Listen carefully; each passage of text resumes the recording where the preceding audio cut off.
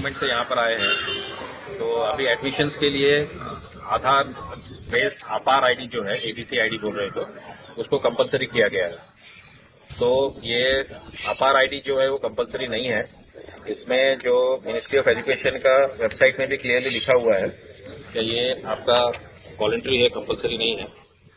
और इसमें हमने आरटीआई भरा है मिनिस्ट्री ऑफ एजुकेशन में, जिसमें वेरी क्लियरली लिखा हुआ है क्या आपको अपार आईडी बनाना कंपलसरी नहीं है, और प्लस जो भी कॉलेज और यूनिवर्सिटी बना रहा है उसमें पेरेंट्स कंसेंट लेना जरूरी है, तो वो भी चीज लिखा हुआ है। तो अभी यहाँ पर मुंबई यूनिवर्सिटी एग्जामिनेशन हो गए हैं एडमिशन्स के लिए। ऑनलाइन एडमिशन कंपलसरी है, और ऑनलाइन एडमिशन में उन्होंने अपार आईडी डालना मैंडेटरी फील्ड किया हुआ है। तो जो एक इलीगल कंसर्न है, और वो ये इलीगल चीज इन लोग कर रहे हैं, जिसके लिए हम आज इधर लीगल नोटिस देने आए हैं। हम यहाँ पर डॉक्टर पूजा रौंदले, जो डायरेक्टर है एजुकेशन एंड एग्जाम्स का, उनसे मिलने आए थे। हम काफी देर बैठे, 3 घंटा करीब उनके पास, वो मिले नहीं। उनके कोई ऑफिसर्स मिले, एक मिसेस नवाले, तो उन्होंने समझा, फिर उन्होंने बोला कि वापस आपको डॉक्टर पूजा के पास ही मिलना पड़ेगा। तो पूजा मैडम के पास फिर हम बैठे 1 घंटा, बट उन्होंने बोला कि नहीं, आप ईमेल करो, और आपका जो लीगल नोटिस है जो एडवोकेट तनवीर निजाम की तरफ से बन के आ रहा है, ये आप इन्वर्ट करो, और आप अपॉइंटमेंट मांगिए, हम अपॉइंटमेंट देंगे।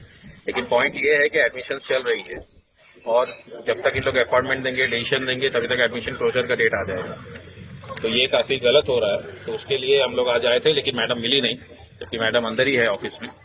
3 घंटा बैठने के बाद भी नहीं मिली।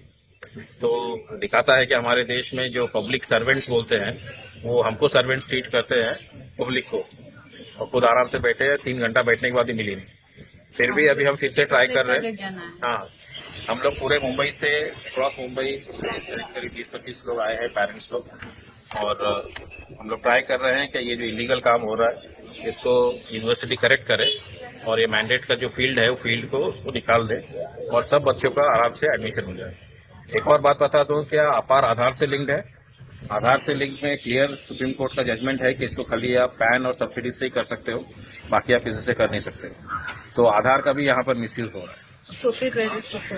अच्छा, ये जो अभी है अपार है क्या? तो अपार is like a social credit system जो चाइना में चल रहा है। तो आपका बच्चे का हर एक डेटा, हर एक चीज आपका डिजिटल आईडी लॉकर में रहेगा, और कोई भी इसको एक्सेस कर सकता है।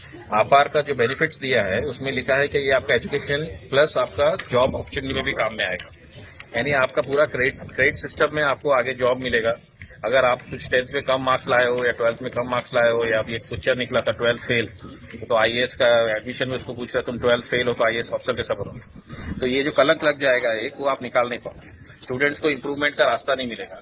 हर एक जन के पास उनका पूरा लाइफ का डेटा रहेगा, और ये डेटा कितना सेफ है हमने देख लिया है कि आधार का डेटा भी आराम से दिख रहा है। तो डेटा भी कोई सेफ नहीं इंडिया में। न्यू एजुकेशन पॉलिसी जो निकला है 2020, जो ऑलरेडी अडॉप्ट हो चुका है, उसमें लिखा गया है 100% वैक्सीनेशन इन स्कूल्स। तो schools are place only for education. उससे vaccine, health related, drugs, any worm दवाई कुछ से रिलेटेड है ही नहीं। तो 100% वैक्सीनेशन इन स्कूल्स अगर न्यू एजुकेशन पॉलिसी में लिख के दिया है, और उसके बाद आ रहा है अपार आईडी, तो अगेन अगर हमारा बच्चा नहीं वैक्सीन लेना चाहता है, वर्म की दवाई नहीं लेना चाहता है, कोई टेस्ट नहीं कराना चाहता है, तो फिर वो अब हमारा क्रेडिट स्कोर कम हो जाएगा, या क्रेडिट्स ही नहीं देंगे। तो this kind of risk how can we take? हमारे बच्चों के फ्यूचर का सवाल है।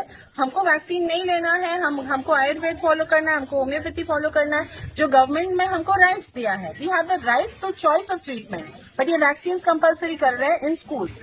सो this is something not related to education, and we do not want APAAR. तो इतने सारे जो पेरेंट्स इकट्ठा हुए हैं, वी रिजेक्ट आपार, और हम लोग कोर्ट का रास्ता अपना रहे हैं, और हम लोग आपार आईडी हमारे बच्चों का नहीं बनाए।